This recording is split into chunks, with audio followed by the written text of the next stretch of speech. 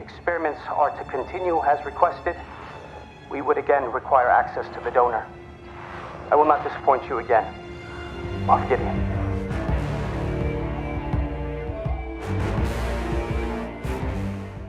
Welcome back, everyone. It's Charlie. This is going to be my Mandalorian Season 2 Episode 4 video. There were a bunch of big reveals, a whole bunch of Easter eggs, so we'll break it all down. If you're brand new to the channel, I'm doing videos for all the episodes this season, so be sure to subscribe to get everything. We'll do a giveaway for Disney Plus memberships. All you have to do to enter is be a subscriber and leave your favorite Easter egg from the episode in the comments. So careful for spoilers. If you haven't seen the episode yet, we'll do top 10 WTF and Easter eggs as we go along. Starting with number 10. The title of the episode was The Siege, which is a reference to their siege on the Imperial base during the episode. The episode was directed by Carl Weathers, Greef Karga himself, who actually had a bunch of action scenes, way more action scenes than I think that he got during Season 1, or at least bigger action scenes in terms of scope. The special effects were actually pretty good.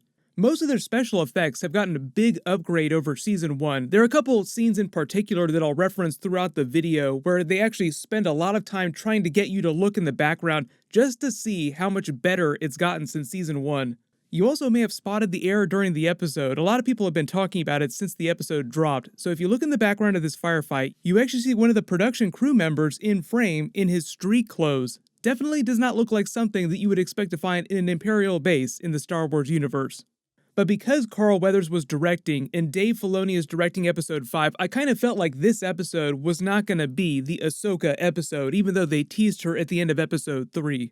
But the episode begins with him limping through space like the Razor Crest is ready to fall apart at the seams at any moment. He's even got Baby Yoda working in the conduits on repairs with him. It's like Rocket trying to get Baby Groot to work on the detonator button with him in Guardians of the Galaxy 2.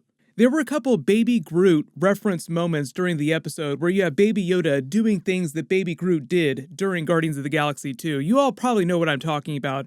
As they take a break to eat some food, he decides he can't make it to Ahsoka on Corvus without stopping back on Navarro for repairs. He takes his helmet off just a little bit to sip some soup. This is the first time he's done it this season. Baby Yoda actually takes note of it and looks at his face. I know after the Bo-Katan reveal in episode 3, now everyone's wondering if this is going to lead eventually to Mando taking his helmet off in a bigger way, realizing that this entire time he's been part of this special Death Watch cult, not the actual main body of Mandalorians themselves, who all take their helmets off all the time. Number 9, Return to the Forge. Back on Navarro in their former forge room, the armorer has long since taken off, nowhere to be found so far this season, but she is still alive out there somewhere. And I know after the big cult reveal in episode 3, people are wondering now if their faction is actually part of the Death Watch Mandalorians that split and followed Darth Maul and became the Maul-Delorians because they had horns on their helmet, she has horns on her helmet. So maybe the crazy Children of the Watch are actually the Mandalorians that followed Darth Maul. That's just a theory that started since last week's episode. We'll find out if we get more information about them. But it seems like a group of Aqualish thugs have taken up residence in the Forge and they're just counting the spoils of their recent take. They've got some of the same sorghum drink that they made from the krill that they were drinking in episode 1 on Tatooine, and that we saw them farming in season 1, episode 4. So it seems like that's a pretty popular drink around this part of the galaxy. They start fighting over money, prepare to cut up this large ferret-like creature. Even though the ferret can't talk, you could make another Guardians of the Galaxy Rocket reference because there's so much Baby Groot, Baby Yoda connections during the episode. But then Cara Dune comes in, cleans them out, and then takes all the possessions and the money back to the people that they stole it from. The ferret winds up befriending her, then shows up again at the end of the episode, so maybe she's found herself a new pet. Then she and Greef Karga greet Mando as he arrives with Baby Yoda. He sort of exits comedically as they land the Razor Crest, but he has to climb out of the back because the hatch won't open all the way. They linger a lot on the repair techs. We find out why by the end of the episode because of the Moff Gideon plant. But the costumes that they're wearing actually seem like they're modeled based on original Star Wars Kenner action figures, like the old school action figures back from Empire Strikes Back and Return of the Jedi era. The reason why he asks them for a line of credit is just because it's so expensive to repair the Razor Crest, and he gave up all the money from his recent bounties in exchange from the assist from the New Republic pilots Trapper Wolf, played by Dave Filoni himself, and Carson Teva, who later show up during the episode. Greef Karga explains that he's just been doing a lot of clerical work since season 1, but it's mostly been Cara Dune going around actually doing the work of cleaning the town up. Then number 8, he takes him on a tour of the city and shows him the new school. So they spend a bunch of time walking around. So notice how much more they focus on them walking around showing you the actual town from different angles and all the backgrounds too. They're mostly doing this just to show you how much more sophisticated they've gotten with that rear projection technology, the LED walls that allow them to make all the different environments. There are a couple moments when you can tell that it's rear projection and not an actual full landscape. Like, it's not absolutely perfect, but in this scene here, if you look in the background, you can see a statue dedicated to IG-11 lauding him as a local hero. Greef Karga also makes a couple references to the New Republic being just as inept at taking care of the Outer Rim territories as the Empire was, like everyone should just leave the task of governing the Outer Rim to the Outer Rim themselves. It paints a better picture for how everyone out here actually feels about the New Republic. Like, yes, you got rid of the Empire, but we didn't really care about them, and we don't really care about you. We just want to do our own thing. Later in the episode, they also make a reference to the way that the core worlds feel about the Outer Rim, and it's kind of a similar story where the people in the core worlds don't really care about what's happening in the Outer Rim either. We learned that they've converted the bar from Season 1, where they were holed up under fire from Moff Gideon's forces, and turned it into a school for local children. The school teacher is a C-3PO protocol droid too. When she talks about the Corellian Run, that's a major hyperspace route mentioned in an episode of the Clone Wars called the Citadel. When they reference the Hydean Way, that's just another big hyperspace route mentioned in an episode of the Clone Wars called R2 Come Home. Greef Karga wants to drop off Baby Yoda just because they're going to be doing the siege that he explains to Mando later, and they don't want to take Baby Yoda with them. The protocol droid starts referencing a lot of the different sectors of the galaxy, the different regions of space. She talks about the core worlds, the mid-rim, where most of the galaxy's population resides, the busier planets of the galaxy. She mentions the expansion region, the inner rim, the colonies, the deep core, and of course the quote-unquote unknown regions. She talks about the capital of the Old Republic being within the core worlds. That's Coruscant that she's talking about. But remember, the Old Republic is different from the Republic, and now we're right at the beginning of the New Republic era. But number 7, Baby Yoda versus the kid. So you have Baby Yoda getting super hungry, seeing the kid sitting next to him eating what looks like macaroons, or the Star Wars version of macaroons.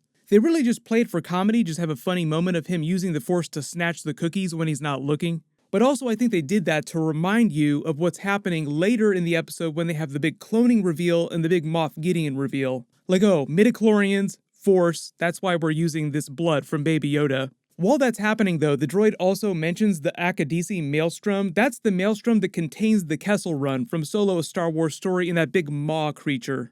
Then number 6, welcome back Horatio Sands from Season 1. They bring back his character, Mando's original bounty from the beginning of Season 1, Episode 1, whose name is actually Mithril. It kind of seems like he's doing his race's equivalent of pissing himself in fear the minute he sees Mando, but Greef Karga says that he's just been his bookkeeper for a long time, and the whole reason why there was a bounty on him in Season 1 is because he stole a bunch of his money and took off. They have a couple funny moments in the episode later where he chops a bunch of time off that debt to keep him from taking off and leaving them stranded. He jokes about still not being able to see clearly out of one eye, having gone into the carbonite freezing, which is just a callback to Han Solo suffering from carbonite blindness temporarily after coming out in Return of the Jedi. They give him the whole plan about raiding the Imperial base that's left from before that Moff Gideon's been using. It's still manned by skeleton crew. Greef Karga tries to play it off like it's this really good thing that they're getting rid of the last of the Imperials, but really, he's meant to be a true neutral character. He benefits because he wants to turn Navarro into a major trade hub for this sector of space, which would mean even more money for them long term. But number 5, the siege on the Imperial base. So we learned that they're traveling in a modified X-35 landspeeder, which is just like Luke Skywalker's from A New Hope. They keep referencing all the lava, which is a nice callback to Mustafar and Sullust if you played any of the Battlefront games, just other lava planets that look very similar to this terrain. Mando uses his jetpack to take out some of the stormtroopers. They play it for a little bit of comedy with him just tossing them off of the edge and them crashing below.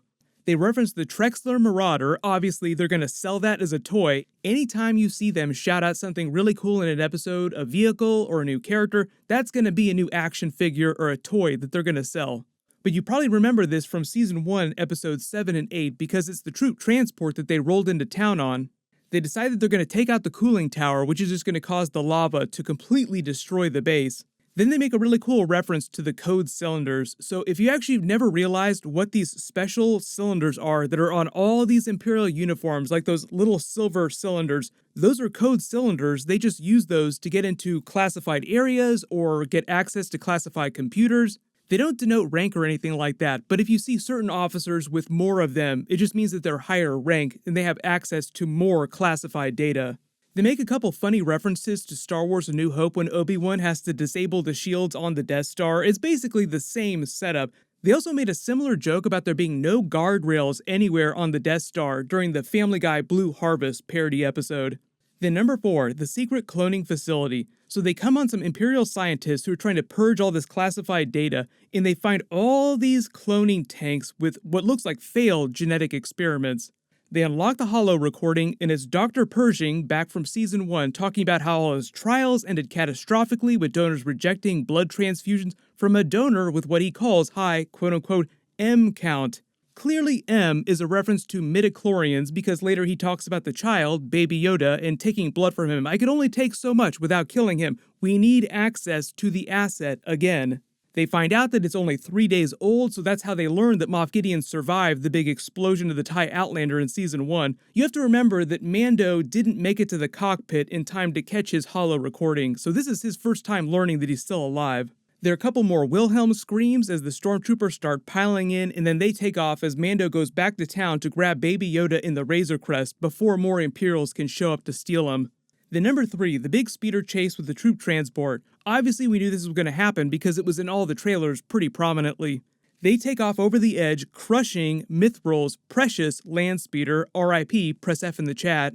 The base finally blows in an explosion of lava just as the TIE Outlanders take off after them. They're able to take out all the speeder bikes pretty easily, but it takes Mando in the Razor Crest to save them from the TIE Outlanders after their turret is taken out. The special effects seem way more sophisticated than they were during Season 1, so I'm excited to see how these evolve season to season, year to year, especially with the other new Star Wars Disney Plus series.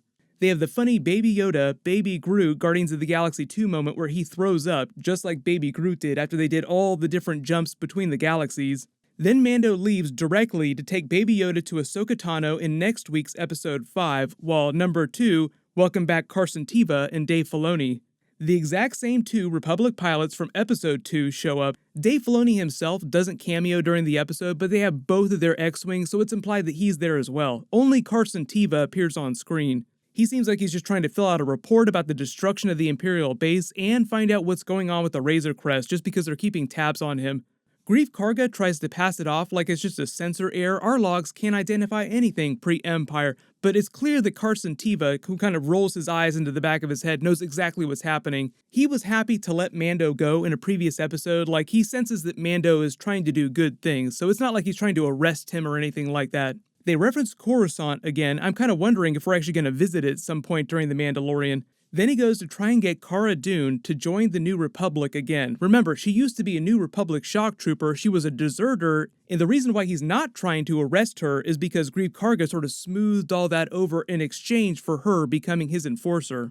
He explains that he was also fighting in the battle with the rebellion near Alderaan when it was destroyed because she's from Alderaan and how she lost all of her friends and family. He leaves the New Republic insignia, and she kind of makes you wonder whether or not she's ever going to rejoin, but I think for the most part she's on a similar trajectory as the Mandalorian when it comes to joining the other Mandalorians. Like, Mando gets the opportunity, but he says, no, I'm busy, I have this other mission, this other life that I'm leading right now.